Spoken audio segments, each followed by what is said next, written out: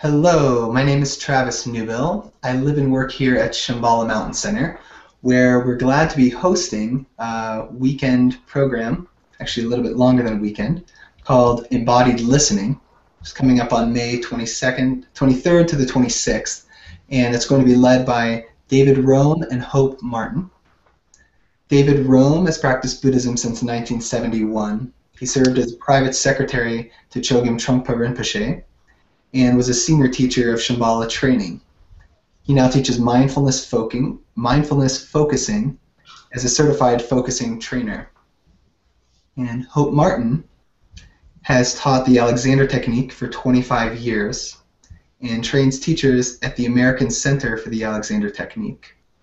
A certified focusing trainer as well, she operates Hope Martin Studios in New York City. And I'm very glad to have Hope and David joining for some discussion today. David in Cambridge, Massachusetts, and Hope in New York. Welcome, and thank you so much for your time today. Thank you. Good to be here. Yes, very much so. So I wonder if we may start by one or both of you just saying a little something about this work that you're doing that relates to, to the workshop that you're going to be leading at Shambhala Mountain Center. Mm-hmm. Sure. Hope, do you want to begin? I could. The embodied listening training is it's actually 3 practices that David and I teach and that have a lot of overlap but also have their own integrity and distinction. And those practices are mindfulness, awareness, meditation practice, the Alexander Technique, and focusing, or mindful focusing, which is David's sort of unique slant on that particular practice. And David and I have been collaborating for more than 10 years teaching this workshop. So it's really been in evolution for that long. And it really started because David and his wife Martha started taking lessons with me, and we started taking Alexander lessons with me, and we really met in a very sort of fertile ground, talking about these Western contemplative practices, Alexander and focusing, and how they relate to each other and how they relate to meditation practice. So, David, would you like to say something? I think you said it really well. Basically, it's these 3 practices which correspond more or less to body, speech, and mind, as is talked about in Buddhism. But they're all awareness practices. And I think they are all about opening a larger space of awareness and allowing the knowing of the body, the wisdom of the body, to emerge and get out of its way, so that that wisdom can arise spontaneously and then can flow into one's everyday life. So is one way of saying getting out of its way to say that maybe we should generally or I wonder, do we tend, and I know this is a broad generalization, to place maybe too much importance on the content of our thinking and not tune in enough or open up enough to listening to what sort of information our body has? Yes, I think as a broad generalization, that's correct. And in many ways, it's a cultural phenomenon that our culture, Western culture, which is now becoming world culture, as it has developed, has over-specialized in intellect. And we don't want to get rid of intellect, but we need to rebalance and come back to being in touch with the body, both the physical body and the felt body and the emotional body, and being more sensitive to that. And that often involves being willing and able to not keep feeding the intellect or feeding the demands of discursive mind. So, for example, in the work that I do, one exercise is called dropping the storyline. So you have a certain situation, a certain problem or challenge, whatever, and normally we ruminate, we think about it, we go over it in our minds. Should I do this? Should I do that? She said such and such, and we stay caught up in that loop of discursive thought and feeling. What we need to do is drop the storyline and then sense how it all feels in the body in a non-conceptual, non-discursive way.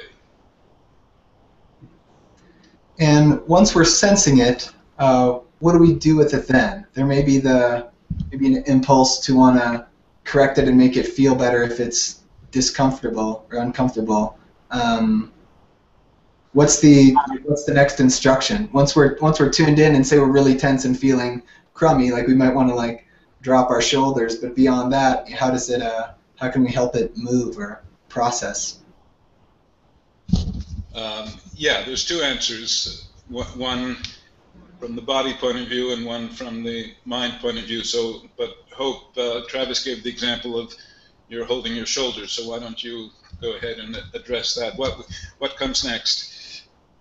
Well, it's interesting the way you described it, Travis, because you said, to correct it or make it feel better. And I think, all of the practices of the meditation practice, the Alexander technique, and focusing all work with some quality of suspending the impulse to correct anything, and instead just learn to be with, learn to make contact with, and learn to abide in our experience as it is and how it shows up in the present moment. So I would say that, the idea, to answer your question, is really to learn to not correct it or change it, but make contact with it. Specifically in the work I teach, the Alexander technique, and that's why, Dave, because of what you said about dropping the shoulders, it's the window into that whole world or that approach is how we're holding our body. So developing an awareness of our habitual holding patterns, the tension patterns, the tightness, the shape we take, our posture, how we show up, is actually a study of our responses. And learning to make contact with those responses and to find out about them is a big part of the process.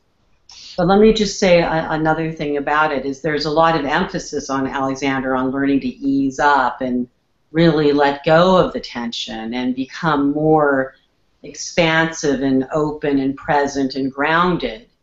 And at the same time, the approach is really important, because if we try to approach making change from a pushing sort of way, which is very habitual, then we don't find a fresh experience.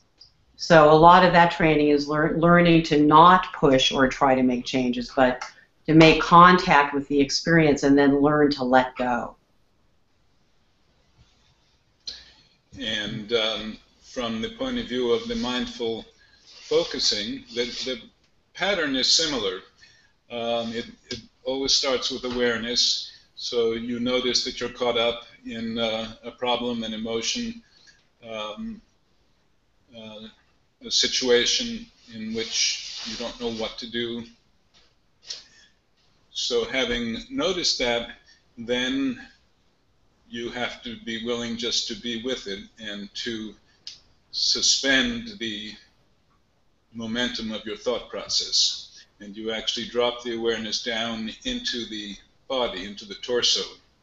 You kind of metaphorically and in a way literally drop your awareness out of your head, and you notice how it feels in the body, or what your body is feeling like just now.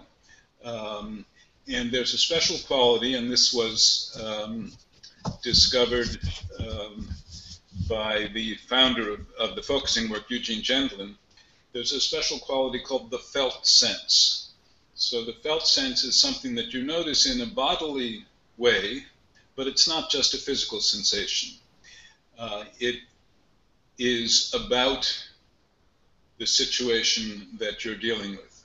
It's how your body is holding that situation. And in that, or underneath that, is the potential for a lot more knowing, a lot more insight, a kind of intuitive insight into what's really at stake for you in the situation. But first you have to be willing to just be with it, to let it be, to let it show up, to let it come into focus, which is why the work is called focusing. And Hope, you said that what we're experiencing when we can pay attention to our bodily experience is a response to a situation or whatever circumstances. And from an article that the two of you wrote,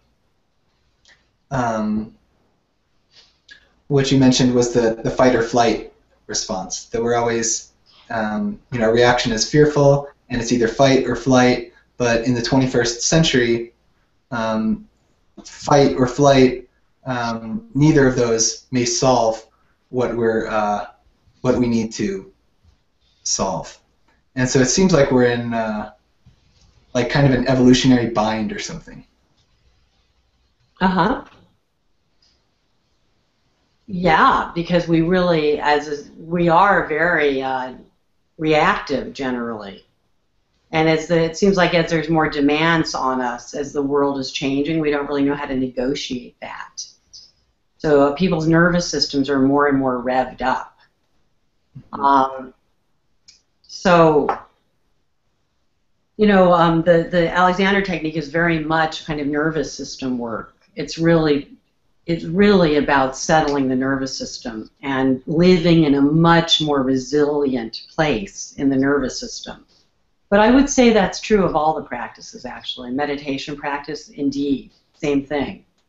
Coming into a more settled, resilient nervous system that doesn't have to jump at everything. And same thing with the focusing work. So the responses, I mean, all of these practices are kind of a study of the self, and the kinds of shape that we habitually get into. I mean, Alexander technique, as I said, works a lot with, we don't ever use the word posture, but we use the term use, how we use ourselves and what shape that's taking, like our habitual way of holding ourselves. So, and a lot of that is, we learn that very early on, and we imitate the people in our lives, and we, so sometimes, very often, you see that running through families. I walk the way my mother walked, and she walked the way her father walked, and it just keeps going like that. So Alexander technique is a lot about kind of slowing down those responses so that we can start to notice them.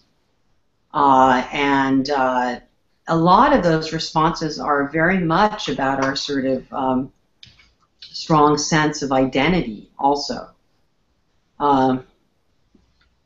So learning to step out of that can be very liberating. Learning to step out of the tight hold we have on ourselves, the way we're always, overworking through our shoulders or tightening our neck or pulling down or holding ourselves tight, etc.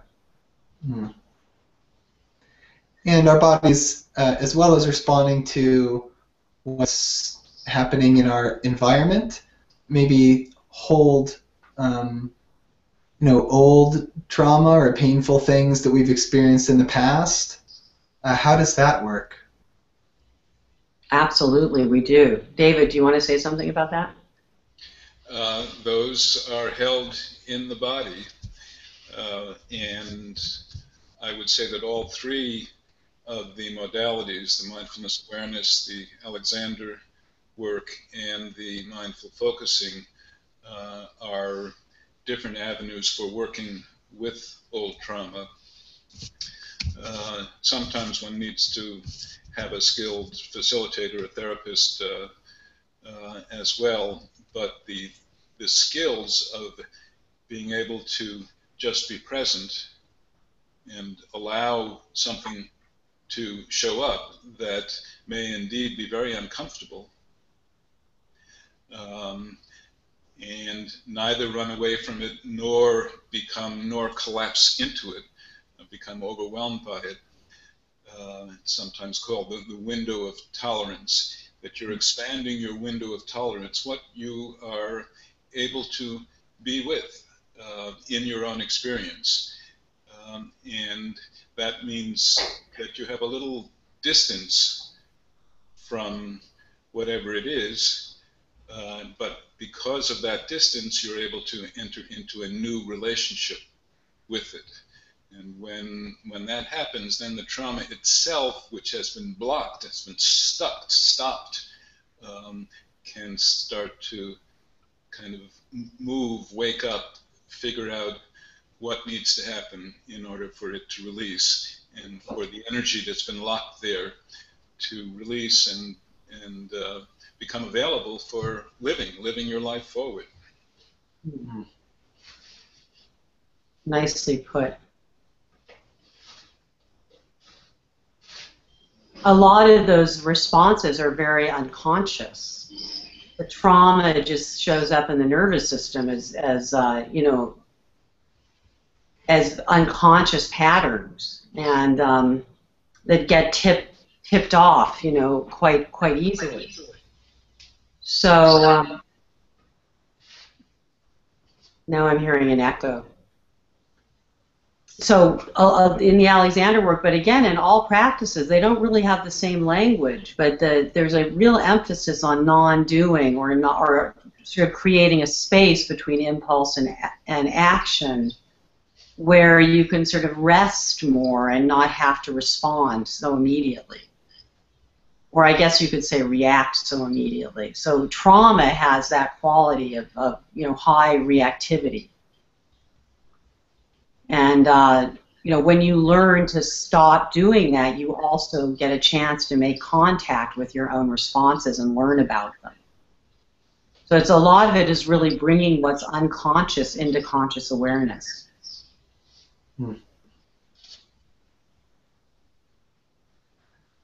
I wonder if either of you or both of you, I wonder if there's a short exercise or practice that you may offer that people who are watching this may be able to do or apply, you know, in their life. I wonder if anything comes to mind. Yeah, I could do a little bit about the head-neck relationship in the Alexander technique. And David, is there something that you would like to offer? Well, we can do a quick version of dropping the storyline. Great. But you go ahead. Okay.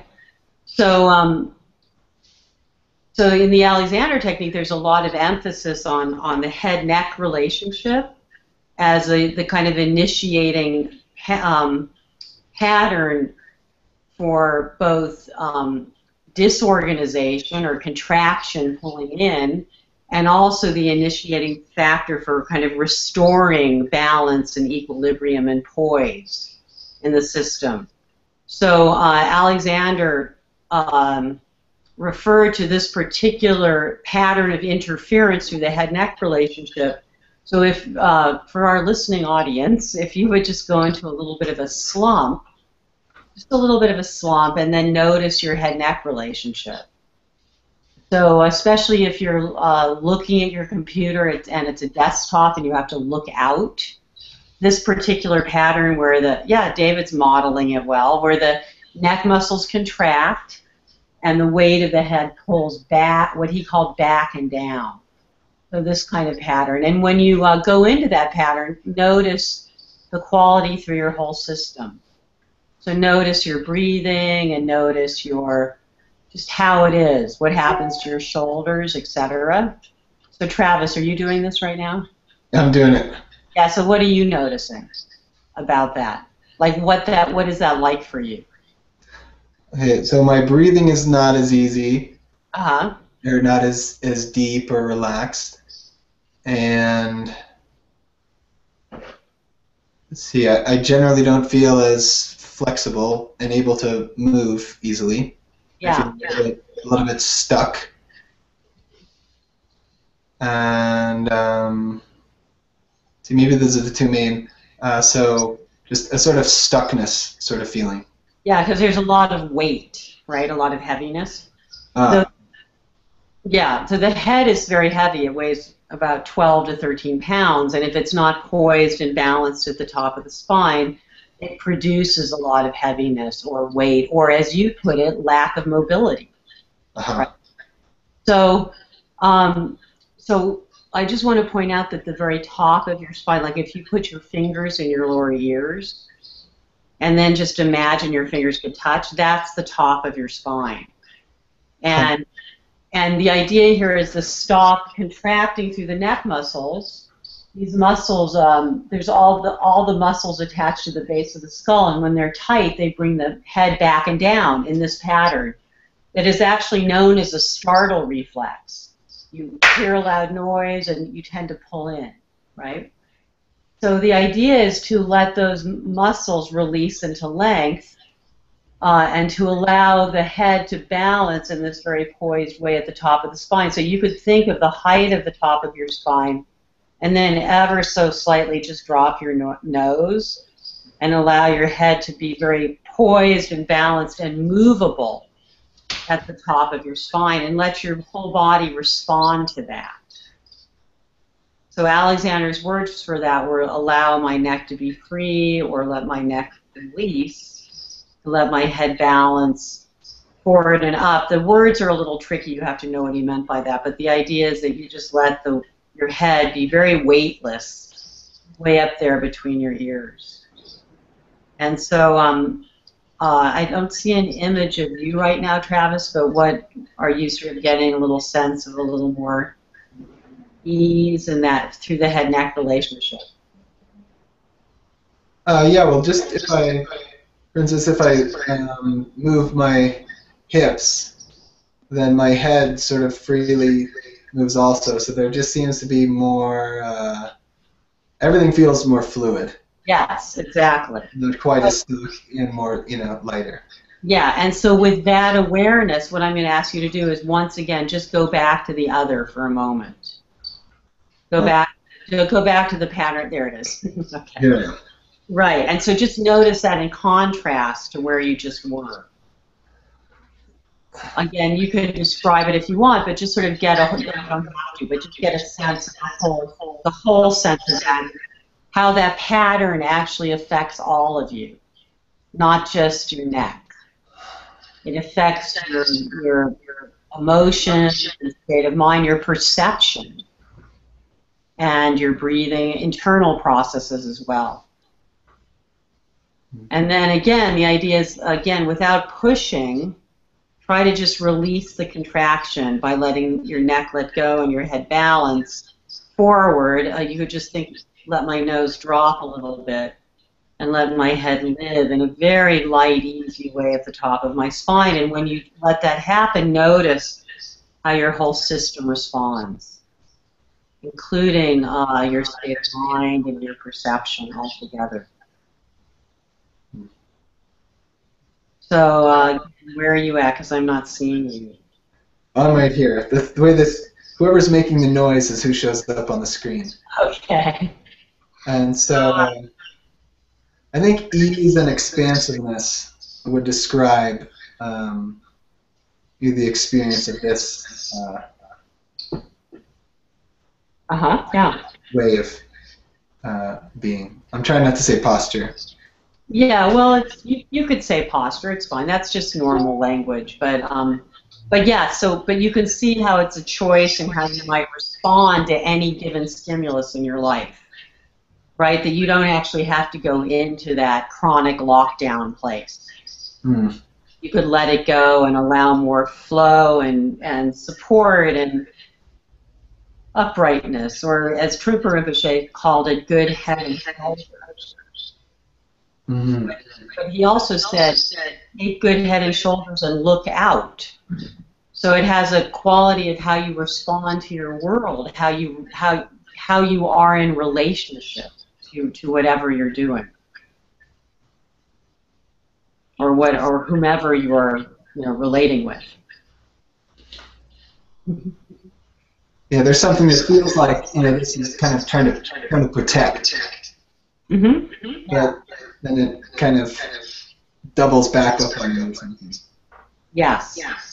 So then this particular process gives you the opportunity to both make a relationship and hopefully a friendly, loving relationship with the habitual responses, which often come from a very intelligent place that have to do with protection or, just, somehow protecting ourselves. And then learning to come out of it in a natural way that has everything to do with your system, your structure, your reflexes. They have everything to do. The letting go of that has everything to do with how you're wired as a human being when you're not interfering. So that's the body showing up. Okay. Thank you. So, David, is there something you'd like to offer also? Well, we don't want to give away the whole show here, but if we have... Don't enlighten anybody. Sorry? Don't enlighten anybody fully.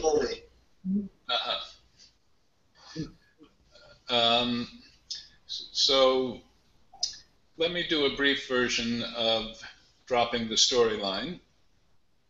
And if it's all right, Travis, I'll use you as the subject again.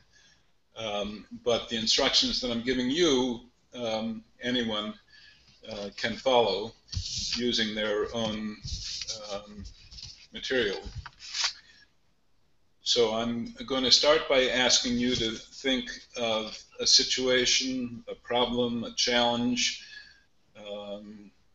maybe something that happened in a relationship situation that doesn't feel good or feels problematic, or a decision that you have to make, or it could be a health issue. It really can be anything. And you're not going to share anything about it.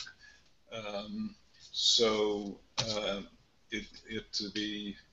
the story will remain private for you, but we need to have a story to begin with so that then we can work with this idea of dropping the storyline.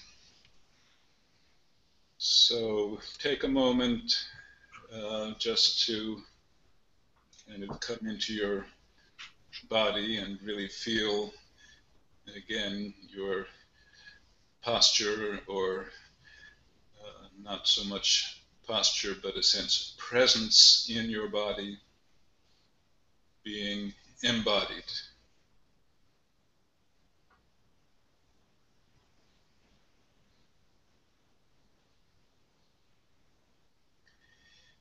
And there's always a lot of silence in these practices, but I won't leave as much silence on air as we do when we're face to face and we have 3 days together. But let me know when you have a topic, a situation, a story. It has to be something real that's present in your life just now, and perhaps something that has some feelings that come with it. I've got one. You've got one? Okay, great. So take another minute or so to just go over the story in your mind the way you might ordinarily think about it, and what happened, or if it's something in the past, or if it's something in the future, what I could try this, but maybe it's better if I try that. Just think about it in the usual way that we think about issues in our life.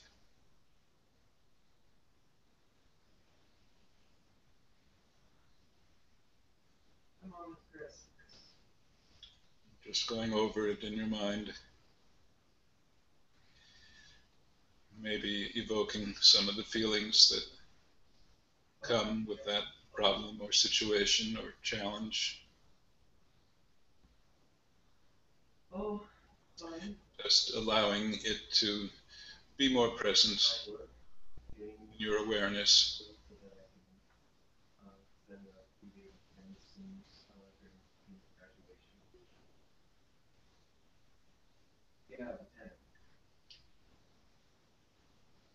And now, wherever you are in that storyline, let go of the storyline. Don't continue the narrative, but just drop the awareness down into the body.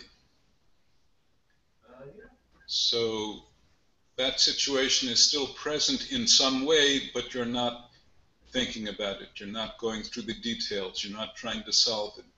You're letting all that go and just sensing into your body, especially between your neck and your bottom, how it all feels in there, just now. And take your time and be gentle, friendly, curious.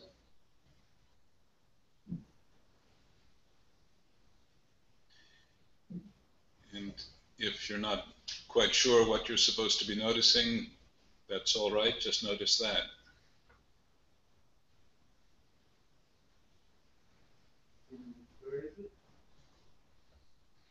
And if you are sensing something in particular, notice its location in the body, its texture. Is it hard or soft? Is it large or small? Does it perhaps have movement? And just be with that and invite that, welcome that to be present, however it feels.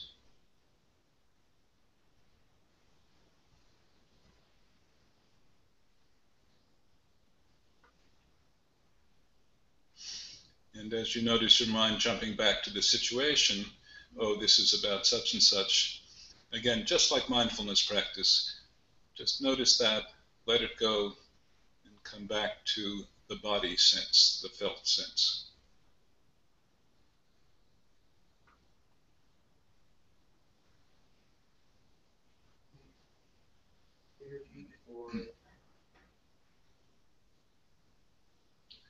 So this dropping the storyline and coming into the felt sense is the key move in focusing. And you can just stay there as I talk a bit more.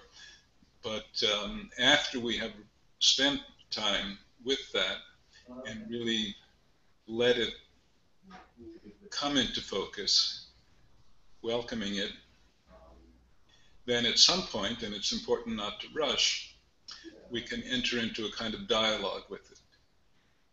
And so if the quality that you're feeling is a quality of, let's say, sticky in my solar plexus, this is just an example that I'm making up. But once that's present, then you can enter into a process of inquiry. So what about all this makes it so sticky? Or you could ask, what's the worst part of this situation? And in this inquiry process, the key is not to jump back into your head, but to kind of ask the question and then just let it hang out and see if something sparks from the body. And when that happens, it can come as a shift in the felt sense, or it can come as an intuitive insight, some real fresh understanding about the situation. But I want to emphasize that it takes a lot of patience and gentleness, and it can't be rushed. But we've done the key step, which is dropping the whole conceptual structure and just seeing how it's presenting in the body. Thank you.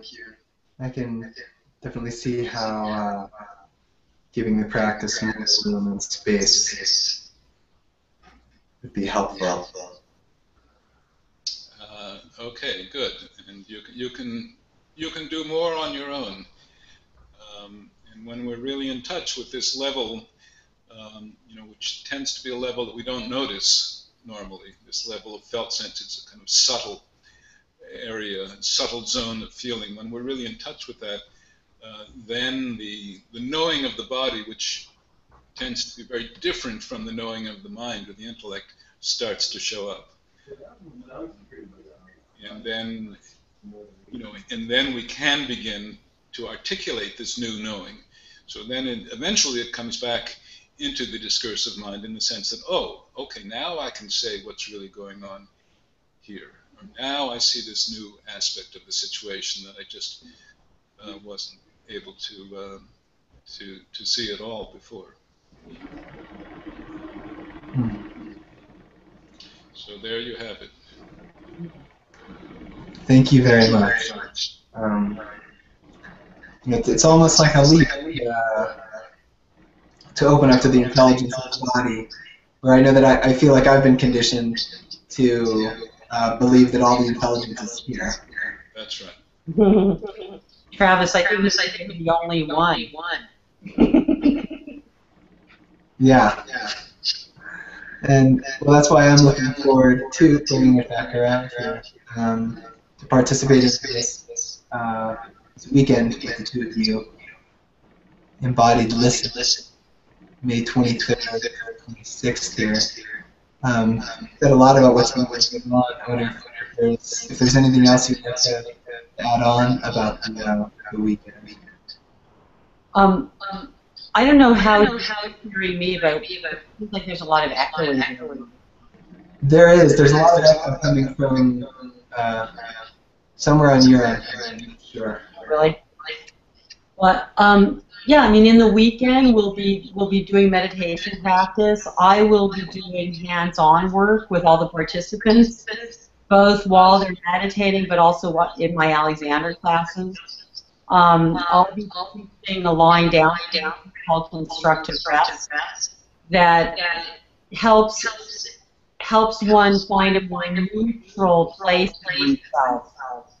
I guess what I wanted to say is that the habitual patterns are not. Can you hear me okay? There's a lot of echo. I wonder if there's other speakers on the line. Is there something like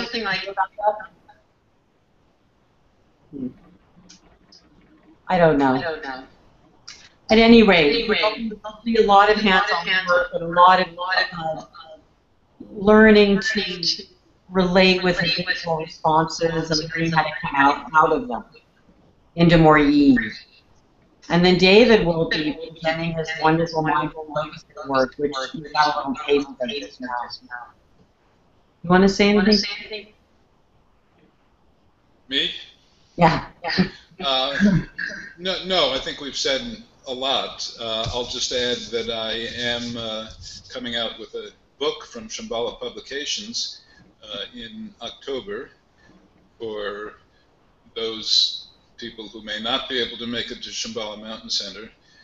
And the book is called Your Body Knows the Answer.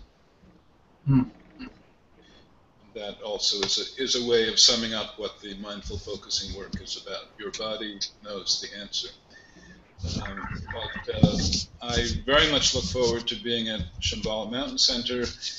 That was the reason that I went out to Colorado the first time in 1972. I was there for the first two teaching programs that Trungpa Rinpoche did there when it was populated by hippies. hippies in A-frames and yurts. And I always love being there, so I really look forward to being there soon. Great. Well, I live in one of those yurts now, and so do all of my friends, and we'll be so excited to host the two of you and everyone that's listening to maybe attending this program. It's sure to be awesome. So thanks again to the both of you for joining us today. Yeah. Thank you. For generously leading us in those exercises. And thanks to everybody that's tuned in. And we'll be in touch with all of you again soon. Bye for now. Thank you. Thank you.